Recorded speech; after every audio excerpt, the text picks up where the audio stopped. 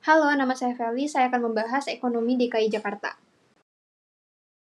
Secara geografis, Jakarta terletak di pesisir bagian barat laut Pulau Jawa. Provinsi DKI Jakarta terbagi menjadi 5 wilayah administratif: Jakarta Pusat, Barat, Selatan, Timur, dan Utara, dan Kabupaten Kepulauan Seribu.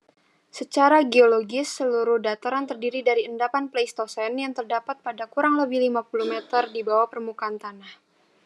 Secara demografis, penduduk DKI Jakarta tercatat sebanyak di atas 10 juta jiwa, dengan tingkat kepadatan penduduk tertinggi di Indonesia. Dari segi ekonomi, Provinsi DKI Jakarta sebagai pusat perekonomian nasional, dan karena perannya yang strategis, Jakarta juga sebagai pusat pengambilan keputusan finansial di Indonesia. Jakarta masih mempertahankan kearifan lokalnya dan masih menyimpan berbagai warisan budaya. Masing-masing wilayahnya juga punya lokasi bersejarah, misalnya sebagai berikut. Ini adalah sepotong cerita sejarah dari masing-masing wilayah. Ada 3 indikator makroekonomi. Indikator pertama, laju pertumbuhan PDRB atas dasar harga konstan.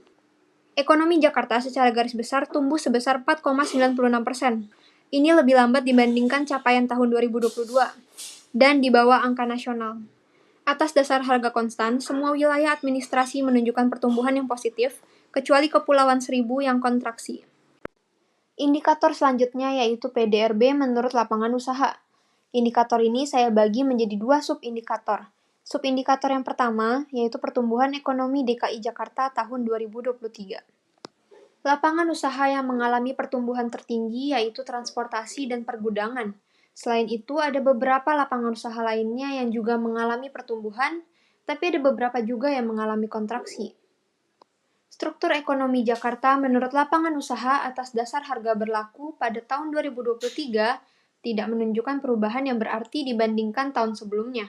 Perekonomian Jakarta masih didominasi oleh lapangan usaha perdagangan besar dan eceran, reparasi motor, dan sepeda motor. Subindikator kedua, kita melihat perbandingannya dengan nasional.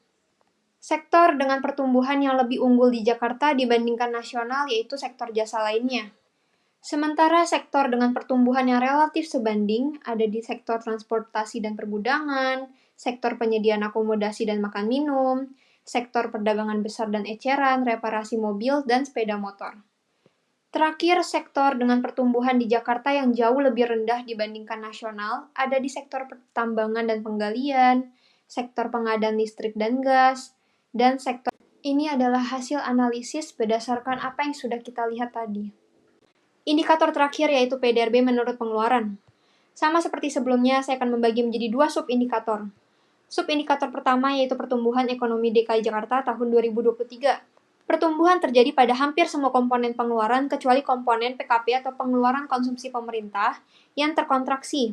Pertumbuhan tertinggi terjadi pada komponen pengeluaran konsumsi lembaga non-profit yang melayani rumah tangga sebesar 9,84%. Struktur ekonomi Jakarta menurut pengeluaran didominasi oleh komponen ekspor barang dan jasa sebesar 66,29%. Di subindikator kedua, kita membandingkan dengan nasional. Komponen yang pertumbuhannya lebih unggul dibandingkan nasional yaitu komponen ekspor barang dan jasa dan komponen PMTB. Komponen dengan pertumbuhan yang relatif sebanding dengan nasional ada di komponen PKRT dan komponen PKLN-PRT. Terakhir, komponen dengan pertumbuhan yang jauh lebih rendah dibandingkan nasional ada di komponen PKP. Ini adalah hasil analisis dari apa yang sudah kita lihat tadi.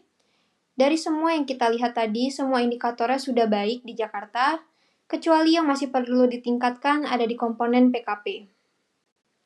Ada beberapa sektor ekonomi di DKI Jakarta yang memiliki potensi besar untuk dikembangkan oleh UMKM. Yang pertama, sektor pariwisata dan ekonomi kreatif. Kedua, sektor kuliner. Ketiga, sektor teknologi, ekonomi digital, dan jasa.